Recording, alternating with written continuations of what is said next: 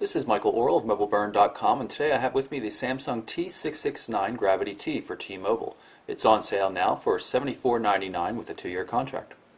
So here's the Gravity T itself. We've got a 2.8-inch touchscreen. It's a resistive touchscreen, a little bit of give to it.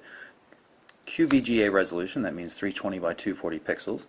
You see we've got a nice 4-row QWERTY keyboard here, very colorful. There's no D-pad down here, but there are dedicated arrow buttons in the lower right-hand corner. Numbers are accessed by holding down the Alt key down here and pressing the top row of the buttons. Back of the device has a nice little pattern to it.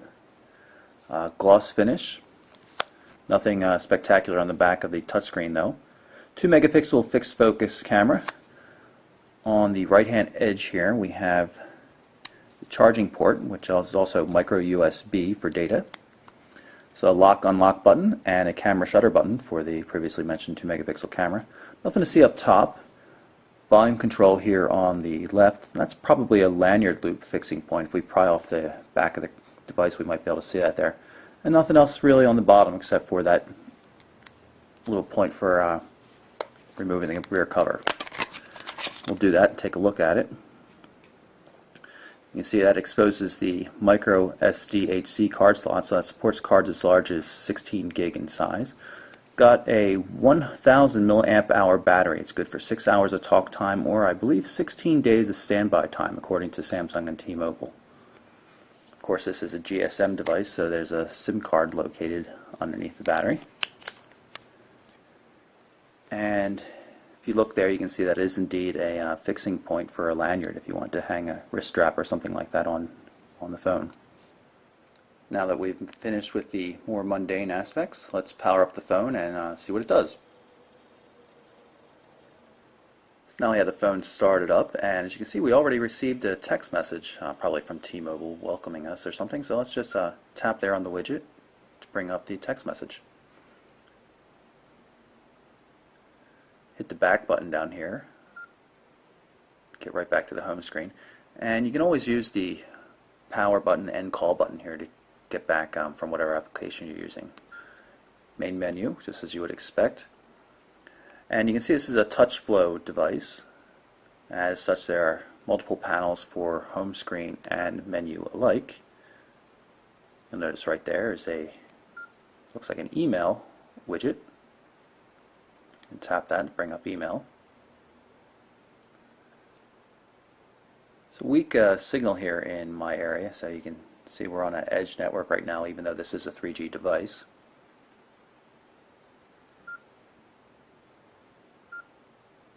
And now it's going to go through the email setup wizard. We'll look at email more in depth a little bit later though. As a TouchWiz device, there is a widget tray. I recognize that one as being navigation, so I'm going to long press on it and drag it out. You can see it says Telenav. And also notice the settings up at the top, so we're going to tap on that just so you can see the widget settings. You can then change which widgets are shown and which ones are not. So right now IM's not being shown and tips are. So I just added IM back. Add voice recognition as well. I'm going to take out widget memo just for the heck of it.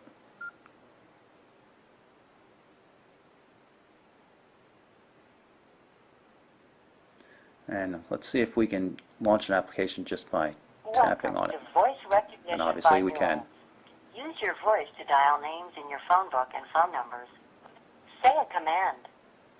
If I briefly press the lock button here on the side, you'll see the lock screen come up. And it shows us that we have a couple of different options for doing things. There's gestures that we can do to launch applications directly. I just should pull up the browser. Right. Basically I drew a B on the lock screen and it went directly to the browser, bypassing the home screen completely. If we lock it again, we can try a different one, say messaging.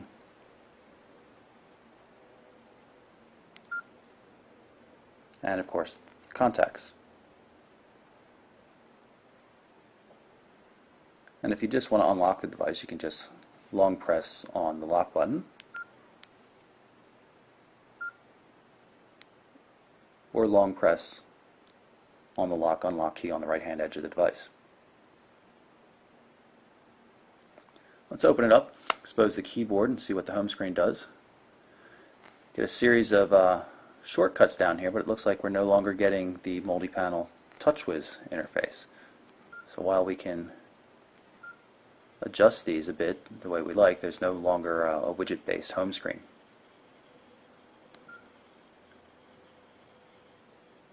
Menu does reformat though into the landscape orientation, and there are still, of course, 3 panels here.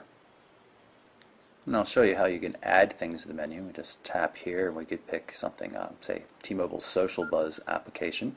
We've just added that to the menu. And if you want to rearrange things and get rid of things, you can just hit the settings button up here in the right hand corner and tap on the minus sign to remove it. I'm in the browser entering in a bookmark, but I'm also testing out the keyboard here. So what I'm going to do is I'm going to start typing, tell you what I think. Capitalize that. The keys are not made of plastic, they're definitely rubber. They don't have a horrible feel, but they don't feel all that expensive. It kind of feels a little bit cheap, but totally workable. But the keys, if you take a close look, you can see they're very flat, very close to the surface of the slider itself. It's a workable solution, it's just not the best we've ever seen, but of course this isn't a hyper expensive smartphone or anything like that. So we've got that typed in, and I'm going to hit go here, and that should save the bookmark and load the page. And it was describing right there how to do the one-touch zooming on the device. Probably won't work on this mobile version of the Mobile Burn web page, but we'll give it a shot anyway. What you do is you press onto the page with a fingernail or whatever and hold it, and then you can zoom in or out by moving up and down. Right now we're on an Edge connection, not a 3G connection, so this is taking a little while to load, as you can see. So here we have the page loaded. You can see we can scroll around, but if I, like I said, if I long press, then I can use my thumb to zoom in and out. Not particularly intelligent zooming. You see it's actually very hard to get it back to the normal zoom mode. It might be a double tap feature or something like that. That looks like it might be it.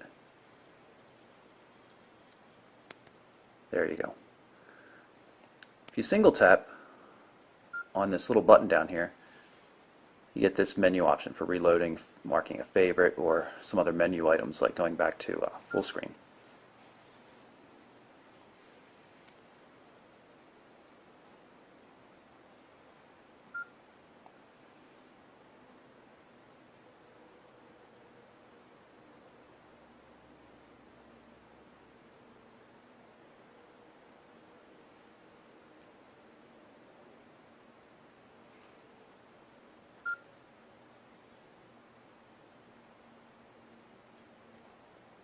Now it's loading the full Mobile Burn website, not the mobile formatted version. We'll see how it does with a more complex HTML CSS site.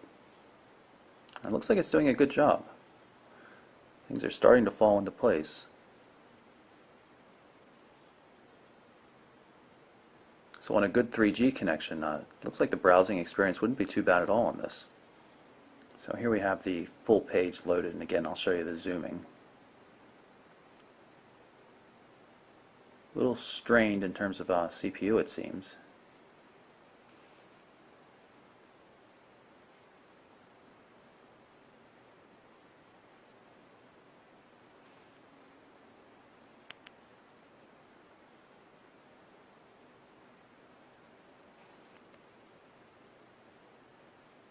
But it does a fair job of rendering the page accurately. Sounds like we have a message just came in. So let's jump back to the home screen and see what that is. That's probably another message from T-Mobile, or maybe some SMS spam. There we go, more good news from T-Mobile. You'll notice that once we go back, that widget's no longer there for the new message notification. Let's take a quick look at the email functionality. This is the messaging app, and of course email falls under messaging. This is a Gmail account I have set up. You see a bunch of Facebook requests for our test account on Facebook.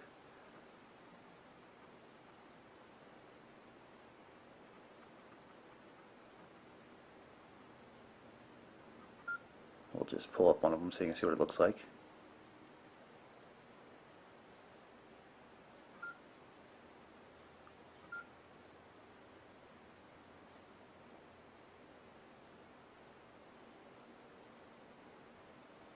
Even with a 3G connection, it's fairly slow.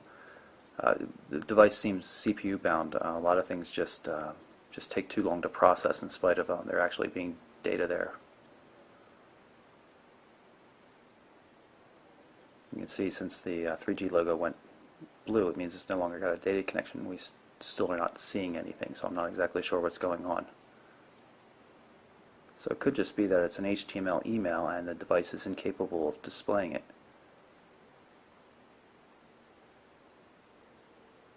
Yeah, that's probably it. So, not too impressed with the email functionality. It was easy to set up the Gmail account, but if messages aren't going to work, it doesn't really matter too much, does it? This screen right here is what you see every time I've tried to run SocialBuzz. Even though I've got a 3G data connection right now, I'm still getting this. I've gotten this 4 times now over the course of a couple of hours, so something obviously is wrong with SocialBuzz at the moment. Let's take a look at the messaging system.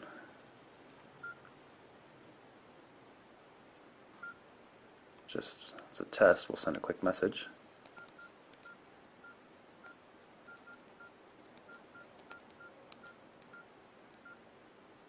And save that out.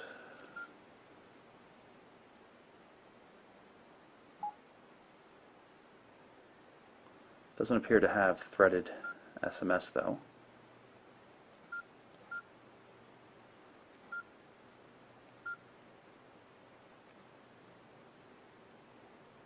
Can quickly switch between boxes though, so getting right back to the email very quickly is not a problem. And before we wrap up, let's take a look at some of the applications that come pre-installed. I'm sure most of these are probably just demos like it says here.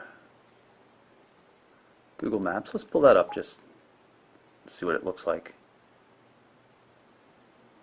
Hit accept on Maps clients, close the Street View message, and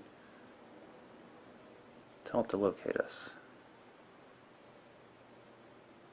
It's trying to get a read on the GPS right now.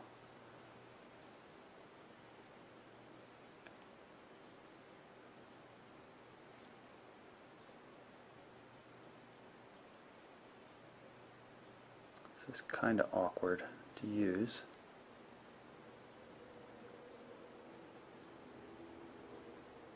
Has located us.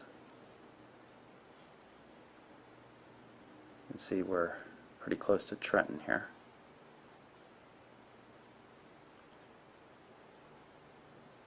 Let's take a look at the menu, see what else it offers. Go to satellite view.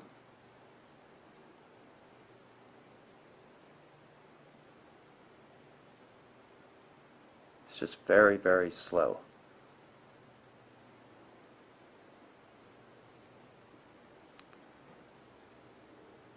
Does look like we can run it in the background though if we minimize it.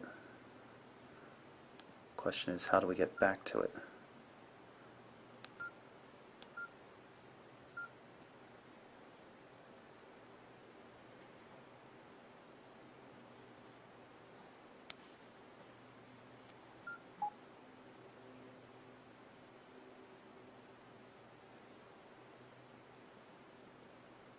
And there we are. So, in any case, that is the T669, the Gravity Touch, or Gravity T, for T-Mobile USA. It's available now, $79.99 with a 2-year contract. Has a reasonable keyboard, nice form factor, but the CPU seems to be a little overloaded. It's too slow in use, and the QVGA resolution seems a little less than adequate for the TouchWiz interface, but not a bad handset, just not real awe-inspiring. So there you have it, the Gravity T from Samsung for T-Mobile USA. I'm Michael Orrell for MobileBurn.com.